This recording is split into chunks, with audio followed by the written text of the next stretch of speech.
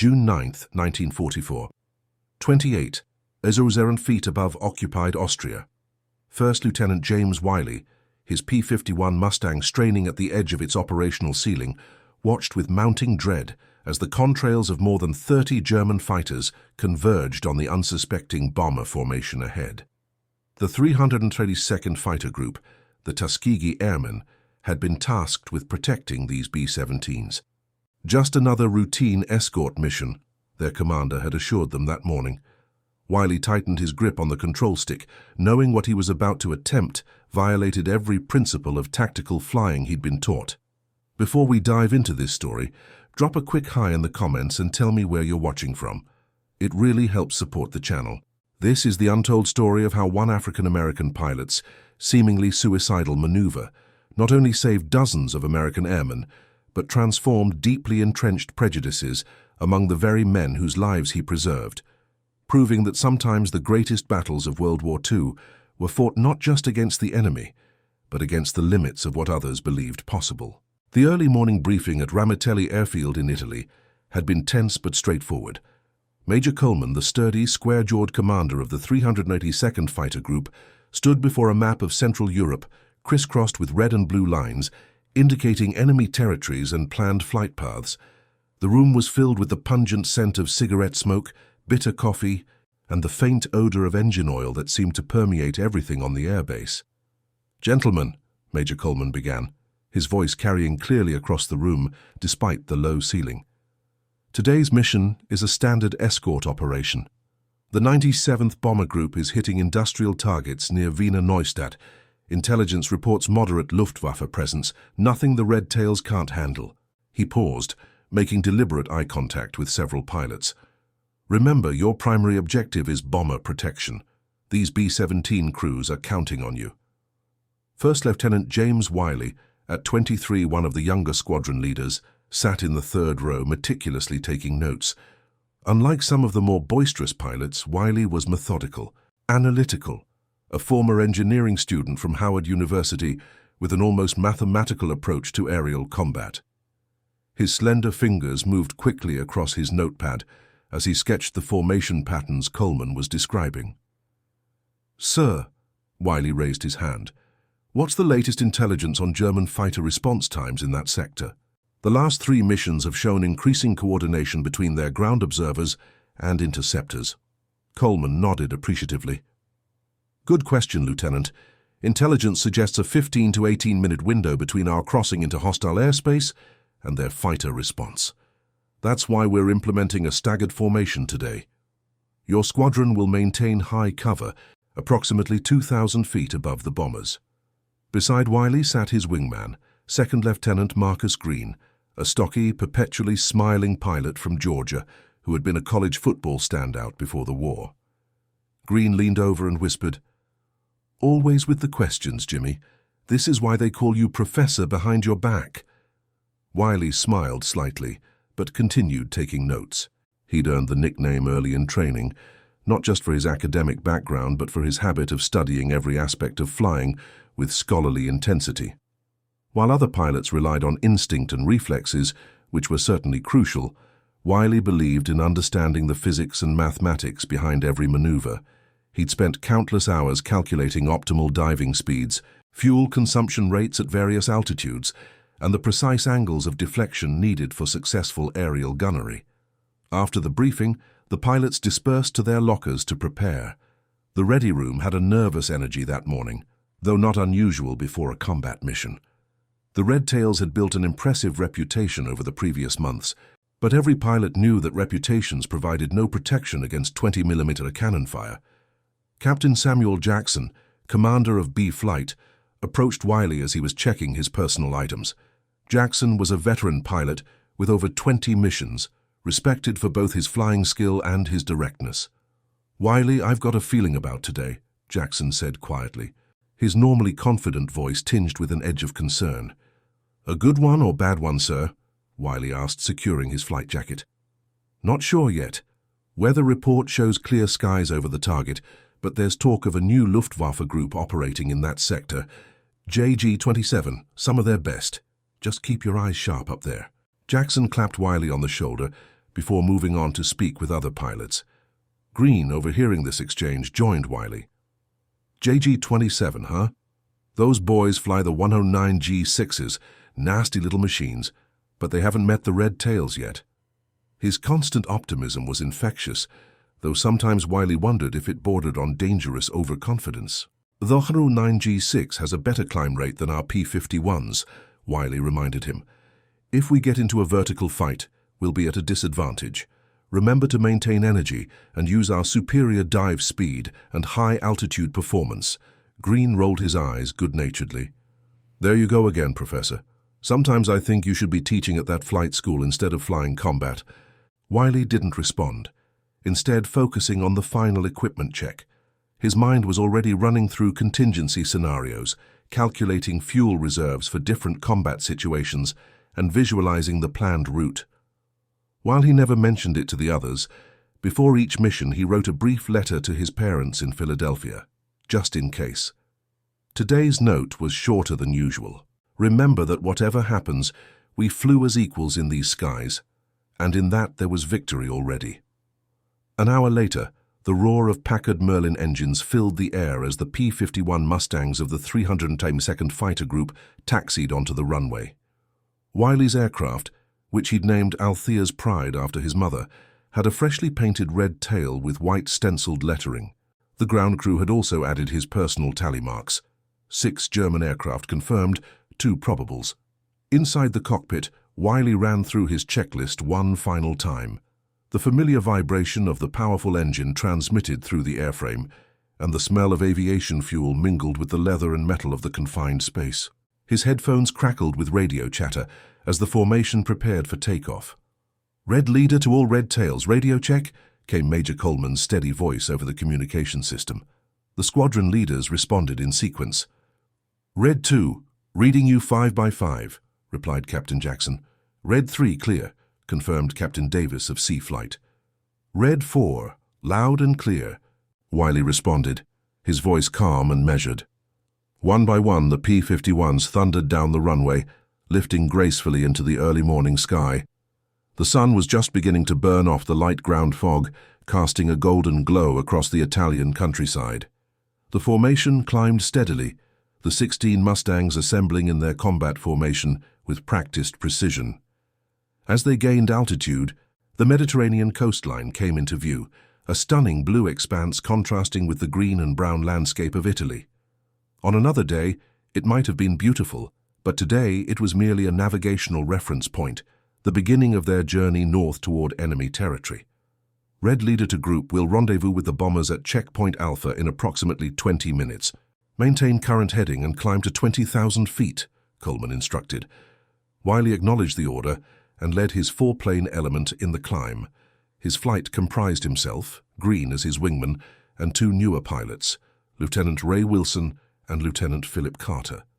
Both had only a handful of combat missions under their belts, and Wiley felt a particular responsibility for their safety.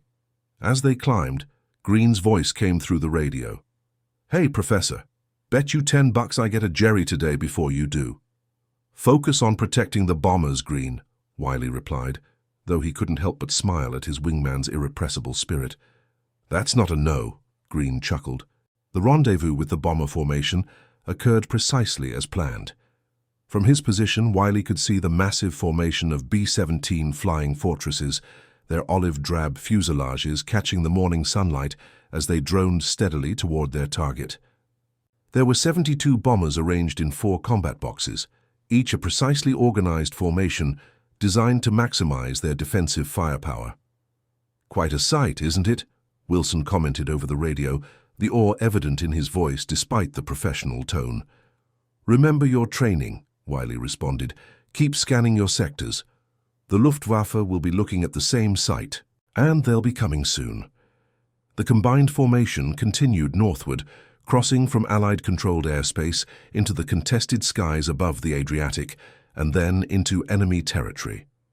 The bombers maintained a steady altitude of 24,000 feet, while the Red Tails took positions above and around them, vigilantly scanning for threats. Inside the lead bomber, Pennsylvania Polka, Colonel Robert Westfield of the 97th Bomb Group checked his watch and conferred with his navigator. A veteran of 15 bombing missions, Westfield had seen enough combat to develop a healthy respect for the Luftwaffe. He was also one of many bomber commanders who had initially expressed skepticism about the 332nd Fighter Group, the military's first black fighter unit, being assigned as their escorts. "Our colored escort is in position, sir," his co-pilot, Lieutenant Frank Thompson, reported, gesturing toward the P-51s visible through the cockpit windows. "Let's hope they stick around when the shooting starts," Westfield replied, his voice revealing lingering doubt. "Not like those glory hunters in the 8th who chase after enemy fighters and leave us exposed." The 97th had suffered heavy losses in previous months, primarily when fighter escorts had pursued enemy aircraft away from the bomber formation, leaving the slower B-17s vulnerable to concentrated attacks. This criticism had been unfairly leveled at the Tuskegee Airmen more than once, despite their exemplary record of bomber protection. As the massive formation of aircraft penetrated deeper into enemy territory, tension mounted among both bomber crews and fighter pilots. Every pair of eyes scanned the skies for the telltale dots that would signal approaching enemy fighters. At 10:26 hours, the first radar station near Vienna detected the incoming American formation. Within minutes, the German air defense network sprang into action. At airfields across Austria and southern Germany, Luftwaffe pilots scrambled to their aircraft, among them the experienced pilots of Jagdgeschwader 27 and elements of JG-300, a specialized bomber destruction unit. Oberleutnant Kurt Müller, a veteran with 38 aerial victories, led one of the Staffeln squadrons of JG-27. At 25, he was already considered an old hand, having fought in the Battle of Britain, the Eastern Front, and now the desperate defense of the Reich itself. As he climbed into his Messerschmitt Bf 109G6, a ground crewman handed him the latest intelligence report. American bomber formation, estimated 70 to 80 aircraft with fighter escort. Current position indicates Wiener Neustadt as likely target, the crewman summarized. Müller nodded, his expression grim beneath his leather flight helmet. "And the escort?" "P-51, sir. Intelligence believes it's the black American unit." Müller had heard of this group, though he had not yet encountered them in combat. German intelligence had initially dismissed them as inferior pilots, but recent reports had begrudgingly acknowledged their growing effectiveness. As a professional, Müller was more concerned with the capabilities of their aircraft than with the color of the pilot's skin. "Remember the briefing," Müller instructed his pilots as they prepared for takeoff. "We focus on the bombers. Use the sun for cover during approach. The P-51s have better high-altitude performance and range, but our 109s can outclimb them. Force them into vertical fights whenever possible." Within minutes, 36 German fighters were airborne, climbing rapidly to intercept the incoming American formation.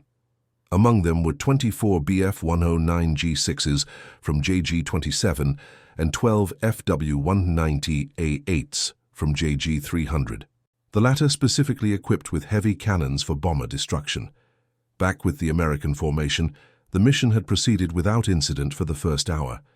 The Alps lay behind them, their snow-capped peaks giving way to the rolling Austrian countryside. They were approximately 15 minutes from the target area, the Wiener Neustädter Flugzeugwerke, an aircraft manufacturing complex that produced Bf 109 fighters for the Luftwaffe. In his Mustang, Wiley maintained a vigilant watch, systematically scanning his assigned sector of sky. The cockpit was uncomfortably cold despite the June sun, a consequence of the high altitude. His breath fogged slightly as he spoke into his oxygen mask. "Red 4 to flight. Check fuel states," he instructed, following standard procedure. His pilots reported in sequence, each confirming sufficient fuel reserves for the mission and return journey. Fuel management was critical for fighter escorts, as combat maneuvering consumed precious gallons that might be needed for the long return flight. It was Lieutenant Carter, the newest pilot in Wiley's flight, who made the first sighting. "Red 4-3 to Red 4, I have bogies. 3 o'clock high, approximately 5 miles. Carter's voice crackled through the radio, tense but controlled. Wiley immediately turned his attention to the specified direction. At first, he saw nothing against the blue sky, but then he caught it. Contrails forming at high altitude, and beneath them the tiny specks that signified aircraft. Red 4 to Red Leader. We have multiple bogies approaching from 3 o'clock high. Appears to be fighter-sized aircraft. Estimate 20 plus, Wiley reported to Coleman. Roger, Red 4. All flights, tighten formation and prepare to engage. Remember, bomber protection is priority, Coleman responded firmly. Wiley led his flight in a climbing turn toward the approaching threat, positioning themselves between the enemy fighters and the bomber formation. Through his gun sight, he could now make out the distinctive silhouettes of Messerschmitt Bf-109s, their noses painted yellow, the identifying color of JG-27.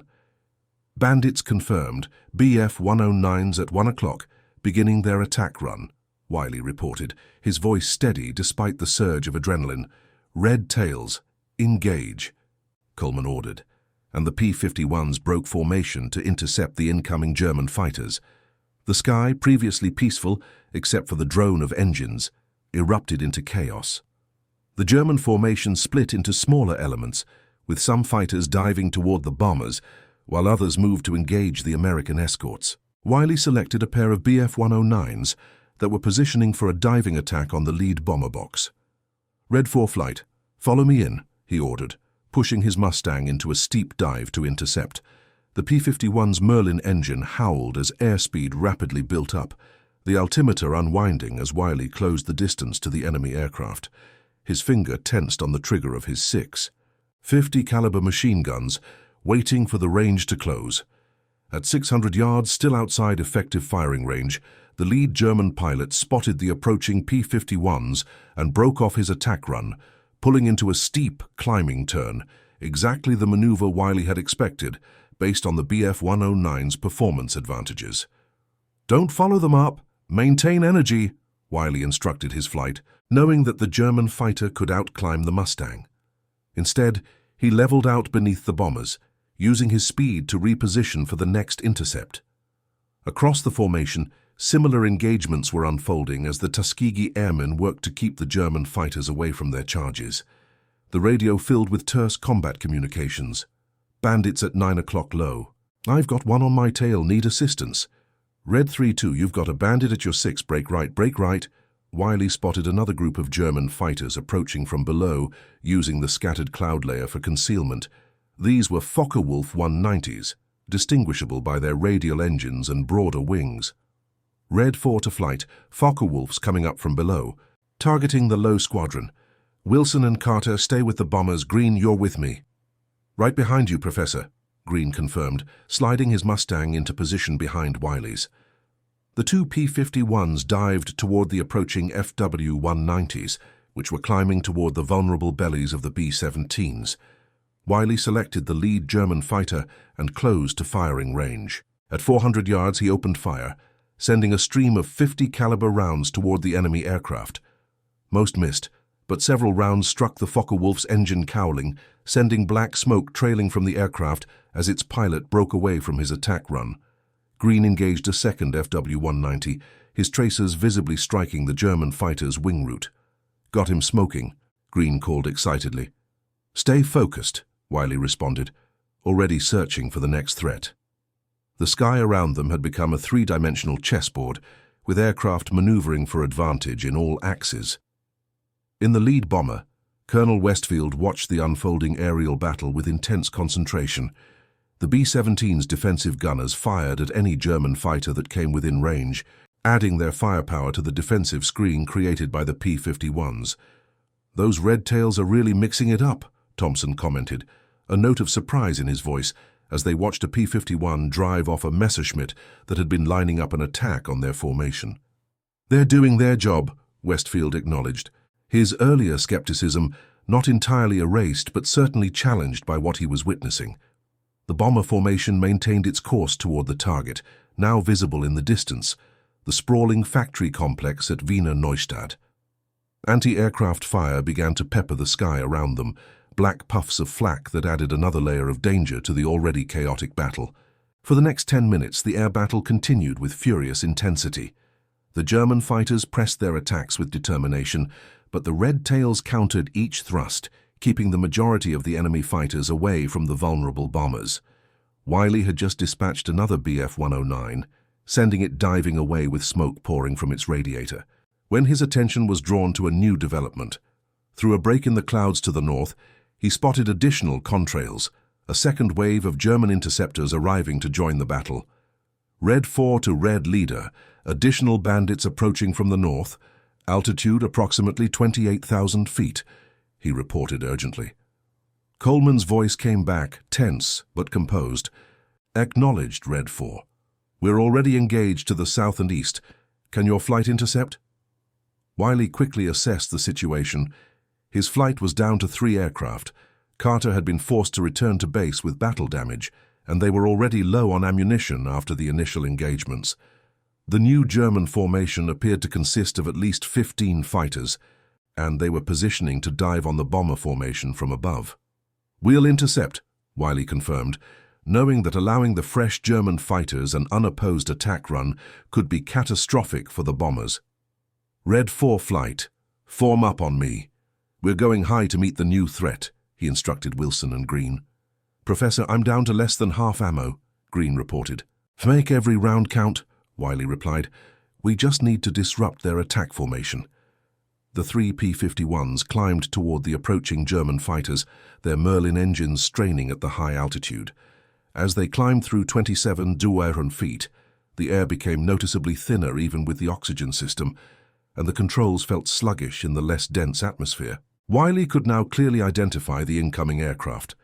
A mixed force of Bf-109s and FW-190s, arranged in a classic attack formation designed to overwhelm the bombers' defensive fire from multiple angles simultaneously. They were still beyond effective weapons range, but closing fast. In that moment, Wiley made a rapid series of calculations. The German formation had a significant altitude advantage and outnumbered his flight 5-1. A conventional intercept would likely fail, allowing some enemy fighters to break through to the bombers. What they needed was to disrupt the entire German formation before it could organize its attack run. A plan formed in Wiley's mind. Unorthodox, dangerous, but potentially effective. The P-51 Mustang had one significant advantage over the German fighters: its superior diving speed and high-speed control. If he could position his Mustang above the German formation and execute a nearly vertical dive through their midst, the resulting chaos might disrupt their entire attack plan. The maneuver would put him at extreme risk, subjecting both pilot and aircraft to intense G-forces and the danger of structural failure. It would also leave him alone in the middle of the enemy formation, outnumbered and vulnerable. But if it worked, it might save the bomber formation. Red 4 to flight, change of plans. Wilson, you and Green hold position here as a visible threat. I'm going to climb and dive through their formation. There was a moment of stunned silence before Green responded. Professor, that's suicide. They'll tear you apart. Negative. They'll be too busy avoiding a collision to shoot effectively, Wiley replied, already pushing his Mustang into a steep climb. Just be ready to engage any that break formation to follow me. As Wiley climbed toward 30,000 feet, the operational ceiling for the P-51D, the air became even thinner, and the engine began to labor despite the supercharger. The temperature in the cockpit dropped precipitously, and ice began to form on the edges of his canopy. Below him, the German formation continued its approach, unaware of the lone P-51 climbing above them. Wiley positioned himself carefully, aligning his aircraft for the perfect diving angle that would take him directly through the center of the enemy formation. At 31,000 feet, nearly at the absolute ceiling of his aircraft's performance, Wiley rolled his Mustang inverted, took a deep breath, and pulled the nose down. The P-51 responded sluggishly at first in the thin air, then began to accelerate as gravity took hold. The dive steepened rapidly, the airspeed indicator climbing past 300, then 350, then 400 miles per hour. The airframe began to vibrate as the Mustang approached its maximum diving speed. Wind screamed past the canopy as the ground rushed up at a terrifying rate. Through his gun sight, Wiley could see the German formation growing larger by the second. He made minute adjustments to his course, aiming for the densest part of their formation. His plan wasn't to shoot, though he did have his guns armed, but rather to use the sheer shock value of a P-51 diving vertically through their midst at over 450 miles per hour. At 500 yards, the lead German pilots finally spotted the diving Mustang. Wiley could almost imagine their shock at the sight of a lone American fighter plummeting toward them at a speed that must have appeared completely reckless, even suicidal. The German formation began to break apart as pilots took evasive action, their carefully planned attack disrupted by the unexpected threat. Some broke left, others right, while some pushed their noses down to avoid the collision. Wiley held his course, ignoring the warning vibrations of his airframe as the airspeed indicator pushed past 480, well beyond the recommended maximum diving speed for the P-51. His vision began to narrow as G-forces built up, threatening to induce blackout. With perfect timing, Wiley opened fire as he tore through the heart of the German formation, his 650 caliber machine guns adding to the chaos. He wasn't aiming at any particular aircraft, but rather spraying fire across the formation to maximize the disruption. German fighters scattered in all directions, their formation discipline shattered by the unexpected attack and the streams of tracer fire passing through their midst. Several collided in their haste to avoid the diving P-51, while others pulled into such steep evasive maneuvers that they stalled their engines. As he burst through the bottom of the formation, Wiley hauled back on the stick, fighting against the enormous G-forces of the pullout. The Mustang's airframe groaned under the stress, but the well-built aircraft held together as it transitioned from a vertical dive to level flight. Behind him, the German formation had disintegrated into individual aircraft, their coordinated attack completely disrupted. Some pilots were still recovering from their emergency evasive maneuvers, while others turned to pursue the lone P-51 that had caused such chaos. Red 4 to flight, their formation is broken. Engage individual targets, Wiley called, his voice strained from the physical effort of the high-G maneuver. Green and Wilson dived into the scattered German fighters, who were now more focused on regaining their bearings than pressing the attack against the bombers. The confusion gave the rest of the Red Tails time to reposition and engage the disorganized enemy aircraft. In his Bf-109, Oberleutnant Mueller watched with a mixture of professional admiration and frustration as his carefully planned attack dissolved into an individual dogfight. He'd never seen such a reckless yet effective defensive maneuver. "Schwarm leaders, regroup and focus on the bombers," he ordered over the radio, attempting to restore order to the scattered formation. But it was too late. The moment of opportunity had passed, and the American fighters were now among them, forcing them to defend themselves rather than attack the bombers. Back in the lead bomber, Colonel Westfield had witnessed Wiley's desperate maneuver with astonishment. "Did you see that?" he exclaimed to Thompson. "That Mustang pilot must be crazy." "Crazy like a fox," Thompson replied, watching as the German formation disintegrated. "He just saved our hides." The disruption caused by Wiley's dive gave the bomber formation the critical minutes it needed to reach the initial point for its bombing run. The bombardiers took over control of the aircraft, lining up their Norden bomb sights on the target below. "Bombs away," announced the lead bombardier, and soon 72 B-17s were releasing their payloads onto the aircraft factory complex. 2,000-pound bombs rained down with devastating accuracy, sending massive explosions rippling across the target area. Meanwhile, the air battle continued, though the German fighters, now disorganized and low on fuel, were gradually disengaging. The Red Tails maintained their protective screen around the bomber formation as it turned southwest to begin the long journey home. Wiley rejoined his flight, his Mustang showing signs of stress from the extreme dive. Rivets had popped along the wing roots, and one of his gun ports had been deformed by the air pressure.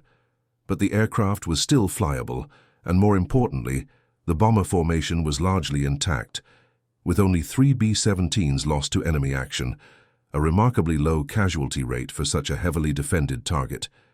"Red 4, that was the most ridiculous thing I've ever seen." Green's voice came through the radio, a mixture of awe and relief evident in his tone. "Thought we'd lost you for sure." "Sometimes the unexpected works when nothing else will," Wiley replied simply, checking his fuel gauge. The combat and especially the high-speed dive had consumed alarming amounts of his reserves. "Red leader to Red 4, what's your status?" Coleman's voice crackled through the radio. Aircraft damaged but functional, fuel at 40%, ammunition low, Wiley reported. That was quite a maneuver, Lieutenant, Coleman said, and Wiley could hear the smile in his commander's voice. Unorthodox but effective. We'll discuss it at debriefing. As the formation turned toward home, the German fighters made a few more half-hearted attacks before finally breaking off the engagement completely. The Red Tails maintained their protective positions around the bombers, vigilant for any further threats despite their fatigue and depleted ammunition. In the lead bomber, Colonel Westfield instructed his radio operator to send a message to the fighter escort commander. To 392nd Group Commander, exceptional escort work. Request identity of pilot who performed vertical attack on enemy formation. Westfield, CO 97th Bomb Group. The return journey was tense but uneventful. As they crossed back into Italian airspace, a collective sense of relief spread through both the bomber crews and their escorts. The mission had been a success, the target heavily damaged and casualties relatively light. Wiley's Mustang, stressed by the extreme maneuver he'd performed, required constant attention on the return flight. Small vibrations suggested structural damage that wasn't immediately visible, and the controls felt slightly sluggish. But the reliable aircraft held together, carrying him back toward the safety of Ramitelli Airfield. As the Italian coast came into view, Green pulled his P-51 alongside Wiley's. Through the canopies, the two pilots exchanged thumbs-up signals. Despite his earlier protests, Green's expression was one of unmistakable respect. The landing at Ramitelli was tricky for Wiley, with his damaged aircraft requiring careful handling. As he taxied to his hardstand, ground crews ran toward the Mustang, alarmed by the visible damage to the airframe.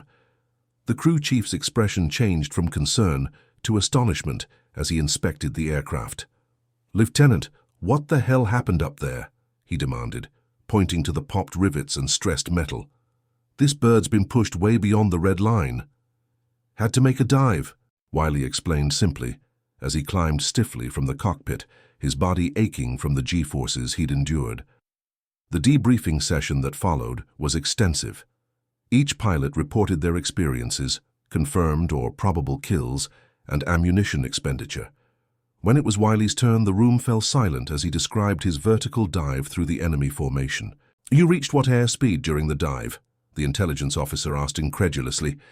"The indicator showed approximately 480 before it maxed out, sir," Wiley replied. "The aircraft may have exceeded 500 during the maneuver." Colonel Davis, the group commander, studied Wiley thoughtfully.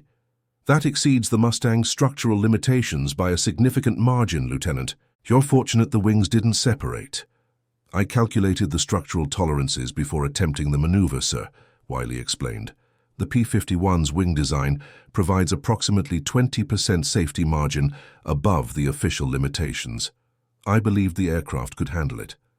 "And if your calculations had been wrong?" Davis asked. Wiley met his commander's gaze steadily. "Then I wouldn't be here for this debriefing, sir." After a moment, Davis nodded. "Well, your gamble paid off. We've received preliminary reports from the 97th. They credit your action with preventing a coordinated attack that could have decimated their formation."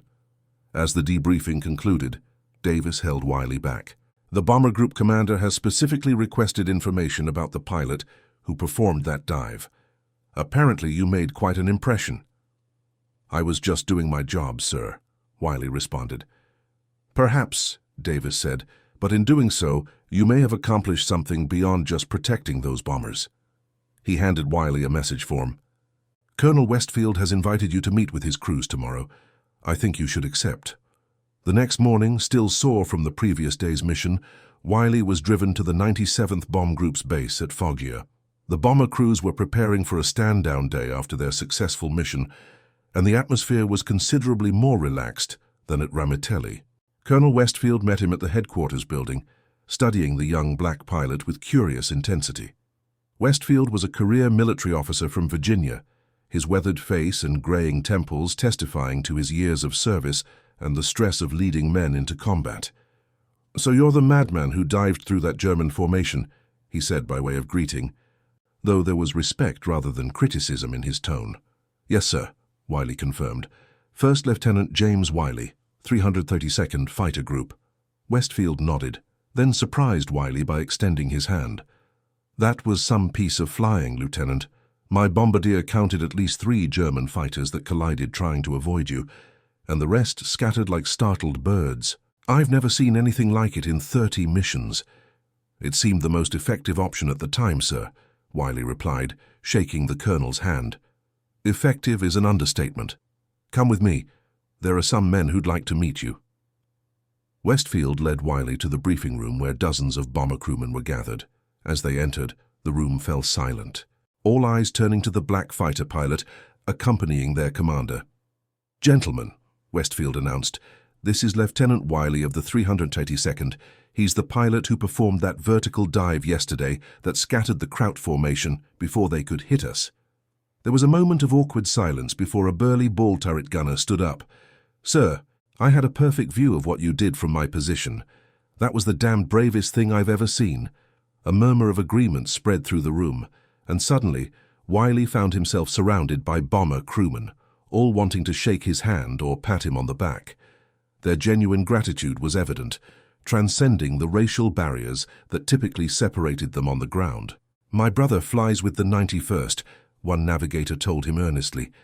"He lost half his squadron over Schweinfurt because their escort chased glory instead of protecting the bombers. What you Red Tails did yesterday, sticking with us, putting yourselves at risk, that's what keeps us alive." Throughout the morning, Wiley met with various bomber crews, answering their questions about fighter tactics and listening to their perspectives on the air war. The mutual respect was palpable, a shared brotherhood of airmen that momentarily overshadowed the prejudices of the era. During lunch in the officers' mess, Wiley sat with Westfield and several of his squadron commanders. The conversation eventually turned to the broader challenges facing the 332nd Fighter Group. "I'll be honest, Lieutenant," one major admitted, "when we heard we were getting the Colored Squadron as our escort, there were some concerns. But after yesterday, I'd fly with you boys covering our tails anytime." "We've had to work twice as hard to prove ourselves," Wiley acknowledged, maintaining his composure despite the backhanded nature of the compliment. "Every mission is a test, not just against the Luftwaffe, but against those who doubt our capabilities." Westfield studied him thoughtfully. "You know, when I saw that dive of yours, the color of the pilot never crossed my mind. All I thought was, that's one hell of an American airman up there." As the day concluded, Westfield walked Wiley back to the waiting jeep. "Lieutenant, I'm submitting a commendation for your actions yesterday. That kind of courage deserves recognition." "Thank you, sir, but it was a team effort. The entire 332nd protected your bombers." "Indeed they did," Westfield acknowledged, "and I'll be requesting the Red Tails as our escort on future missions. Word gets around among bomber crews. Everyone wants the group that doesn't leave their charges to chase kills." Before Wiley departed, Westfield handed him an envelope. "These are letters from some of my crews. They wanted to express their gratitude personally. Perhaps you could share them with your fellow pilots." Back at Ramitelli, Wiley found his squadron mates eager to hear about his visit to the bomber base. The letters from the B-17 crews were passed around with pride, tangible evidence that their efforts were appreciated by the men whose lives depended on their protection. In the days that followed, the story of Wiley's dive spread throughout the 15th Air Force. The 332nd was increasingly requested as escort for bombing missions, their reputation for dedication to bomber protection overshadowing any lingering racial prejudice. Wiley himself became something of a legend, though he remained characteristically modest about his actions. 3 weeks later, Major Coleman called Wiley to his office. "Washington has approved Colonel Westfield's recommendation," he announced, showing Wiley the official communication. "You're being awarded the Distinguished Flying Cross for your actions on June 9th. Wiley accepted the news with quiet dignity, but his thoughts were on the broader significance rather than personal recognition. "Sir, does this mean the 332nd is finally being acknowledged on equal terms with other fighter groups?" Coleman smiled slightly. "It's a step in that direction, Lieutenant. A small one perhaps, but significant. Your actions that day did more than save a bomber group. They challenged perceptions in ways that no amount of argument could have achieved." The award ceremony was held the following month, attended not only by officers from the 322nd, but also by representatives from several bomber groups, including Colonel Westfield and some of his crew members. General Nathan Twining, commander of the 15th Air Force, personally pinned the medal on Wiley's chest. Lieutenant Wiley's extraordinary courage and airmanship reflect the highest traditions of the United States Army Air Forces, Twining read from the citation. His selfless action in the face of overwhelming odds saved countless American lives and contributed significantly to mission success. After the ceremony, Westfield approached Wiley again, this time accompanied by a tall, solemn-faced captain from his group. "Lieutenant, this is Captain Howard Miller, pilot of Southern Comfort. His was one of the bombers directly threatened by that second German formation." Miller extended his hand without hesitation. "I owe you my life, Lieutenant, and so does my crew.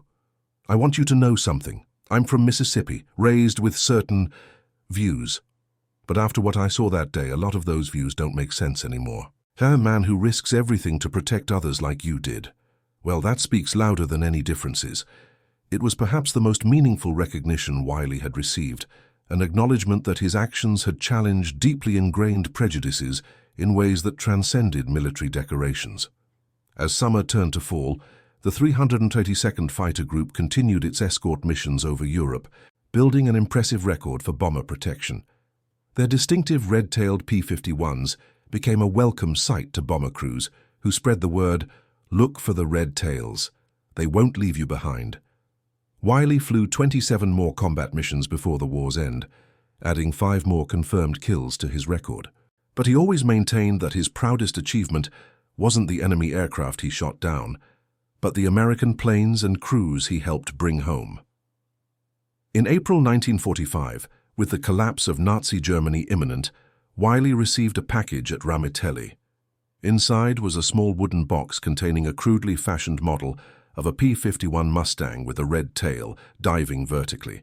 The accompanying note read, "Lieutenant Wiley, this was carved by our ball turret gunner during our long flights. He says it's you on that day over Austria. Our crew voted unanimously to send it to you as a reminder that your ridiculous dive saved all our lives. We won't forget." The crew of Pennsylvania Polka.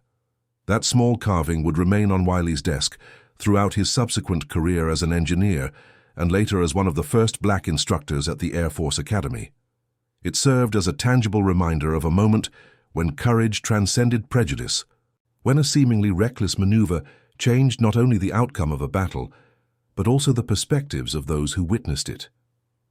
The story of James Wiley's dive became part of the legend of the Tuskegee Airmen, passed down through generations of Air Force pilots. Yet for Wiley himself, its significance lay not in personal glory, but in the barriers it helped break down. Proof that in the crucible of combat, what mattered was not the color of a pilot's skin, but the courage in his heart and the skill in his hands. In a 1975 reunion of the 97th Bomb Group and 332nd Fighter Group veterans, an elderly Colonel Westfield, long since retired, raised a toast to the red tails, to the men who taught us that heroism has no color, and that the sky belongs to all who have the courage to claim it. Wiley, by then a distinguished aerospace engineer whose calculations had helped design systems for the Apollo space program, responded with his own toast, to the men who judged us by our actions, not our appearances, and gave us the chance to prove ourselves as equals in the air. After the reunion, a reporter asked Wiley if he had known at the time that his desperate maneuver might change attitudes as well as the course of a battle. "No," he replied thoughtfully. "In that moment, I was simply a fighter pilot with a job to do and men counting on me. But looking back, perhaps the most important battle we fought wasn't against the Luftwaffe, but against the prejudice that said we couldn't or wouldn't fight with the same courage and skill as anyone else. And that was a battle won not with guns, but with excellence that couldn't be denied, day after day, mission after mission." The reporter persisted. "Would you call what you did heroic?" Wiley smiled slightly. "What I did was necessary. The real heroes were all those men, black and white, who did their duty day after day without recognition. The bomber crews who flew into flak-filled skies mission after mission, the fighter pilots who escorted them faithfully, the ground crews who kept our planes flying. That's where you'll find the true heroism of that war." In his later years, James Wiley would often speak to young Air Force cadets about his experiences. He never emphasized his personal achievements, focusing instead on the lessons of teamwork, dedication, and the bonds formed between airmen, regardless of background. "The sky doesn't care about your color, your background, or your beliefs," he would tell them. "It demands only respect, skill, and courage. And when you're up there facing the enemy together, you quickly learn that what unites you, the uniform, the mission, the shared danger, is far more important than anything that might divide you on the ground." In 1995, at age 74, Wiley attended the dedication of a memorial to the Tuskegee Airmen at the Air Force Academy. After the ceremony, he was approached by an elderly man who introduced himself as Frank Thompson, the co-pilot of Pennsylvania Polka from that fateful mission in June 1944. "I've been wanting to thank you properly for 50 years, Thompson said, his voice thick with emotion. "What you did that day, it changed me, Lieutenant, changed a lot of us. When I came home from the war, I became a teacher. Spent 40 years teaching kids that courage and character are what define a person, not the color of their skin. And whenever they asked me how I knew that for certain, I told them about a red-tailed P-51 and the bravest damn dive I ever witnessed." The two old warriors embraced, their shared experience transcending the half-century that had passed and the different paths their lives had taken. In that moment, they were once again young airmen in the skies over Europe, bound by a common purpose and mutual respect that had been forged in the crucible of combat.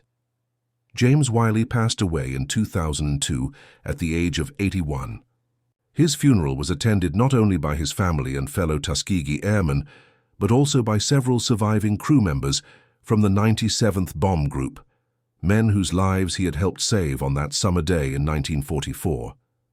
His citation for the Distinguished Flying Cross was read aloud, but perhaps the most fitting tribute came from his wingman that day, Marcus Green, who had risen to the rank of colonel before his retirement.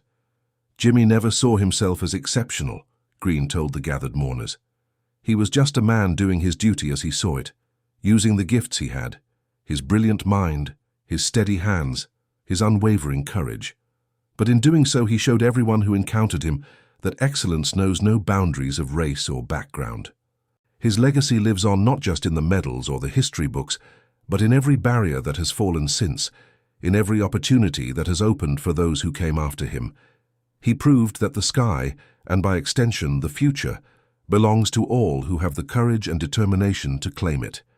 In the archives of the National Air and Space Museum, among the artifacts of the Tuskegee Airmen collection, visitors can find a small worn wooden carving of a red-tailed P-51 in a vertical dive, a humble reminder of a moment when one pilot's ridiculous maneuver saved not only a bomber group from annihilation, but also helped challenge the prejudices of an era.